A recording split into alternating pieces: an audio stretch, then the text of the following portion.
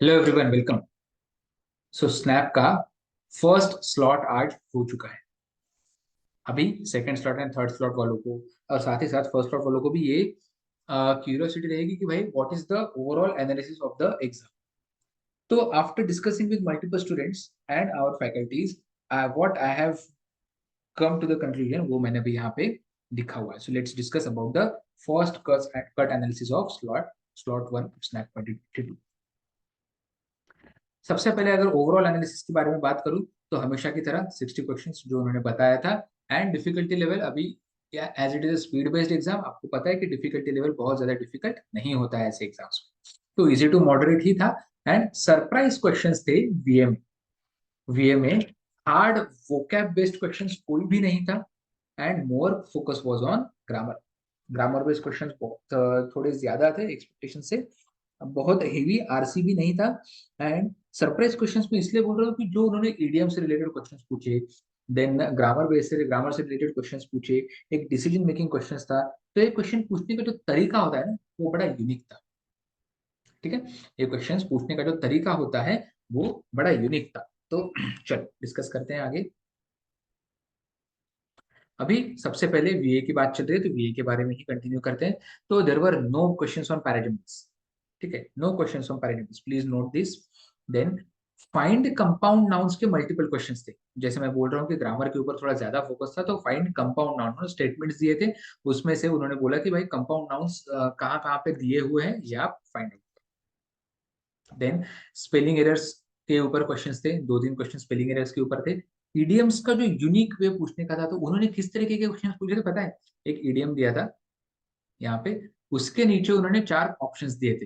And you don't need to find out the meaning of this idiom, लेकिन उसका proper use कौन से statement में किया हुआ है वो आपको ऑप्शन, करेक्ट ऑप्शन मार्क कर। ठीक है, तो ये बड़ा यूनिक तरीका लगा मुझे, ये थोड़ा क्रिएटिविटी उन्होंने अच्छा लाया हुआ है यहाँ पे, क्योंकि हर बार अभी जो सेम टाइप के क्वेश्चंस पूछते हैं उसमें भी हमें मतलब पढ़ाते पढ़ाते भी थोड़ा सेमनेस आ जाता है, बोरिंगनेस आ जाता है। तो अभी ये थोड़ा डिफरेंट टाइप का क्वेश्चन था, बड़ा इंटरेस्टिंग तरीका है। डिसीजन मेकिंग के क्वेश्चन थे। डिसीजन मेकिंग का एक क्वेश्चन जो मुझे याद है कि दो एक सिचुएशन दिया था कि सपोज करो you are a new joining. Then आपके मैनेजर ने आपको एक मीटिंग था आज के इवनिंग में, या एक दिन मीटिंग शेड्यूल किया गया था, उनको वो रिमाइंड करना था because he was particularly very busy. he or she was your high level manager was busy। तो आप वो बताना भूल गए, लेकिन आपको ये भी बताया गया था उस क्वेश्चन में कि the meeting is not that important. तो आप नेक्स्ट डे जब मैनेजर के साथ मीटिंग में जाओगे, वन टू वन मीटिंग में डेली टास्क शेड्यूल करने के लिए, तो जब आप बताओगे कि भाई, जब वो पूछेंगे आपको कि why you are not able to remind me about that meeting, तो आप क्या बताओगे? वो चार ऑप्शंस में से आपको सिलेक्ट करना था। तो ये डिसीजन मेकिंग आया था, तुरंत आया था। ओवरऑल इजी टू मोडेट था, इतना भी कुछ डिफिकल्ट नहीं था। देन डीआईएलआर के बारे में बात करेंगे। तो डीआईएलआर लेंदी था, अरेंजमेंट के क्वेश्चंस थे, लेकिन एक पूरा सेट दिया था, पैराग्राफ दिया था और एक ही क्वेश्चन पूछा था। करेक्ट, तो लेंदी हो जाता है, एक मिनट के अंदर सॉल्वेबल नहीं था वो। ठीक है, कॉज एंड इफेक्ट के मल्टीपल क्वेश्चंस थे। क्रिटिकल रीजनिंग में कॉज एंड इफेक्ट के मल्टीपल क्वेश्चंस थे। तो क्रिटिकल रीजनिंग के ऊपर आप फोकस कर सकते हो। Slot two and slot three वालों, ध्यान दो जरा। ठीक है, कि मल्टीपल सिटिंग अरेंजमेंट्स के ऊपर ज्यादा क्वेश्चंस नहीं थे, लेकिन कॉज क्रिटिकल रीजनिंग के ऊपर, तो क्रिटिकल रीजनिंग में कॉज एंड इफेक्ट अगर इनको पूछा है तो ऑब्वियसली आपको भी कॉज एंड इफेक्ट पूछना चाहिए, जरूरी नहीं। ठीक है, थोड़ा दिमाग लगाना पड़ेगा आपको कि क्रिटिकल रीजनिंग के ऊपर क्वेश्चन पूछा है तो क्रिटिकल रीजनिंग में से कोई भी आ सकता है, कॉज एंड इफेक्ट आ सकता है, या फिर बाकी के टॉपिक के ऊपर क्वेश्चन आ सकता है। आपको प्रिपेयर रहना जरूरी है। ब्लड रिलेशंस के ऊपर मल्टीपल क्वेश्चंस थे एंड ऑन डिफरेंट सेट्स। ऐसा नहीं था कि एक पैराग्राफ दिया हुआ है, एक अरेंजमेंट बनेगा आपका फैमिली ट्री का और उसके ऊपर दो क्वेश्चंस थे, ऐसा नहीं था। तीन से चार क्वेश्चंस थे एंड तीन से चार डिफरेंट डिफरेंट सेट्स के ऊपर वो क्वेश्चंस बिलोंग करते थे। इसलिए ये भी थोड़ा लेंदी हो गया। लेटर सीरीज के ऊपर क्वेश्चंस था, सिलोजिज्म के ऊपर क्वेश्चंस। ठीक है, तो सिलॉस के ऊपर हाँ एक दो क्वेश्चन शायद गलत भी थे। स्टूडेंट ने बोला कि एक दो क्वेश्चन शायद गलत थे, फैकल्टीज ने भी बोला हमारे कि शायद एक दो क्वेश्चंस गलत थे। तो जो आपके पास अगर वो कुछ ऑप्शंस है, स्नैप अगर देता है तो देखते, तो वेट करते हैं पहले। ठीक है, इनपुट आउटपुट के ऊपर एक क्वेश्चन था which was moderate to difficult level, it was not that easy. Then coding decoding के ऊपर एक क्वेश्चन था, moderate to difficult level, again it was not that easy. Then clocks के ऊपर दो तीन क्वेश्चन थे शायद।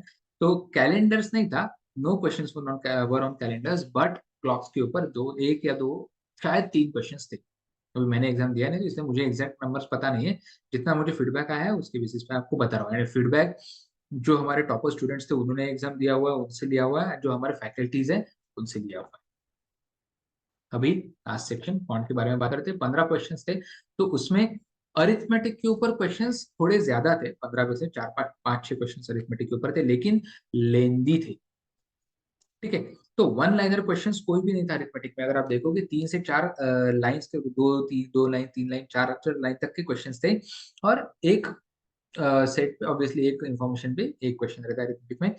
तो आप अगर देखोगे तो हम लोग जो पढ़ाते हैं कभी कभी एक थोड़ा दूसरा तरीका पढ़ाते हैं हम लोग, कि ऑप्शंस देख के भी आप डायरेक्ट आंसर निकाल सकते हो। तो कभी कभी क्या होता है कि कन्वेंशनल मेथड से जाओगे तो थोड़ा लेंदी हो सकता है, तो डायरेक्ट ऑप्शन देख के भी आप सॉल्व कर सकते हो। तो वो तरीका जो स्टूडेंट्स ने अप्लाई किया वहां वो तैर गया।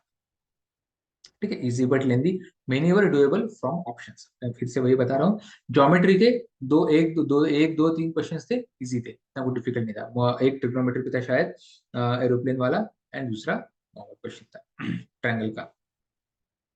मॉडर्न मैथ, मॉडर्न मैथ में पी एंड सी का क्वेश्चन थोड़ा मॉडरेट टू डिफिकल्ट लेवल पे था, और प्रोबेबिलिटी का जो था वो इजी था। तो मॉडर्न मैथ के क्वेश्चंस आए थे। स्लॉट 2 और स्लॉट 3 वालों फिर से ध्यान दो कि मॉडर्न मैथ के क्वेश्चंस आए थे, इसको स्किप मत करना। Then data interpretation, data interpretation का क्या था कि percentage based calculation heavy set, 2 question ही थे। लेकिन क्या किया था उन्होंने कि 5 साल का डेटा दिया था, एक कंपनी थी, उसके 5 साल में कितने कंपनी, 1 2 3 4 5 डिफरेंट डिफरेंट ईयर्स में कितने एम्प्लॉयज ने ज्वाइन किया, कितने एम्प्लॉयज ने कंपनी छोड़ी, एंड उसके ऊपर फिर परसेंटेज बेस्ड कैलकुलेशन के ऊपर।